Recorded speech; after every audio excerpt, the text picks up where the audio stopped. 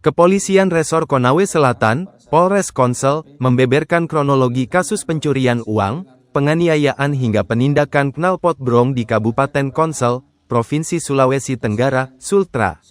Kasus-kasus tersebut hasil pengungkapan Polres selama awal tahun 2025, sejak Januari hingga Maret. Wakapolres Konawe Selatan, Kompol Dedi Hartoyo mengungkapkan kasus-kasus kriminal tersebut menonjol selama awal 2025.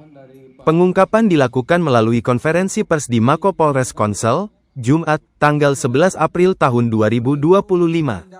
Konferensi pers tersebut dipimpin langsung oleh Wakapolres Konsel Kompol Dedi Hartoyo, didampingi Kasat Reskrim Ibtu Laode Jeffrey Hamzah, Kasat Lantas Ibtu Usman, serta Kasih Humas Polres Konsel. Kasat Reskrim Ibtu Laode Jeffrey Hamzah menjelaskan kasus pencurian uang, dengan modus mengintai nasabah bank hingga beraksi di parkiran minimarket di Kelurahan Punggaluku, Kecamatan Laea. Pencurian tersebut terjadi pada Senin, tanggal 24 Maret tahun 2025, sekira pukul 16.10 waktu Indonesia Tengah di area parkir minimarket.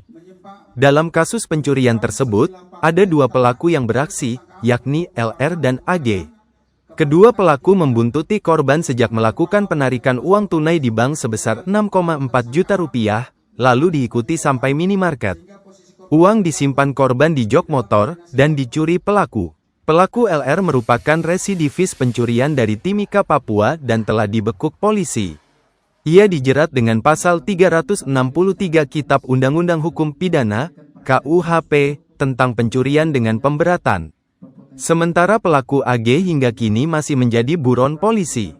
Satu pelaku berinisial LR berhasil diamankan pihak kepolisian, dengan barang bukti sebilah badik, kendaraan yang dipakai pelaku dan uang 3,2 juta rupiah sisa yang dicuri.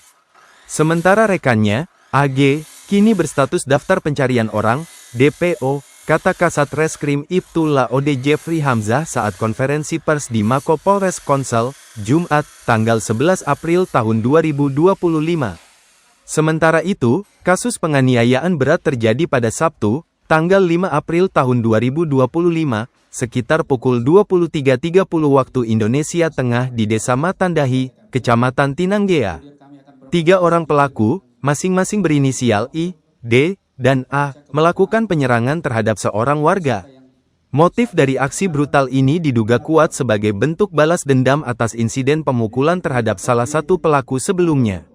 Korban mengalami tindakan kekerasan yang sangat parah, termasuk pemukulan menggunakan tangan kosong, penginjakan kepala, hingga pukulan menggunakan balok kayu sepanjang 2 meter.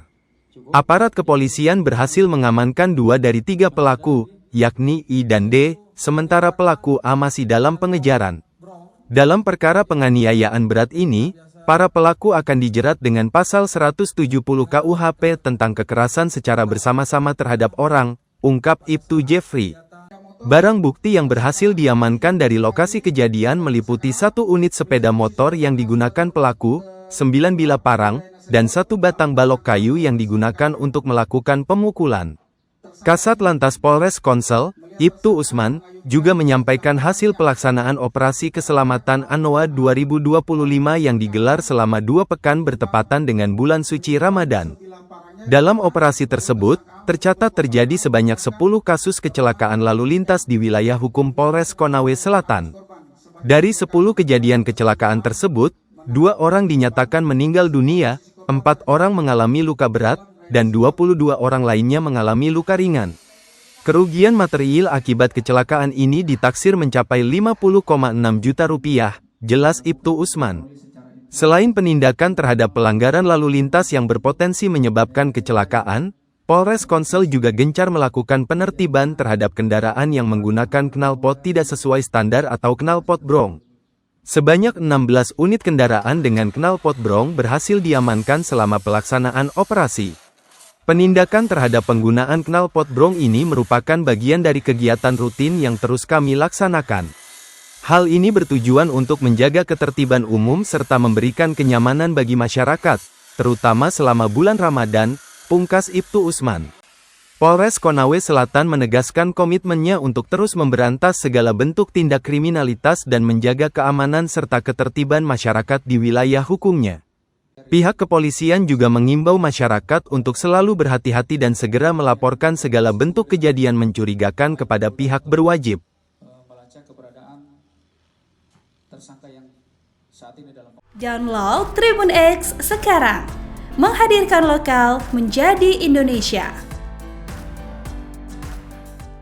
Terima kasih sudah nonton, jangan lupa like, subscribe, dan share ya.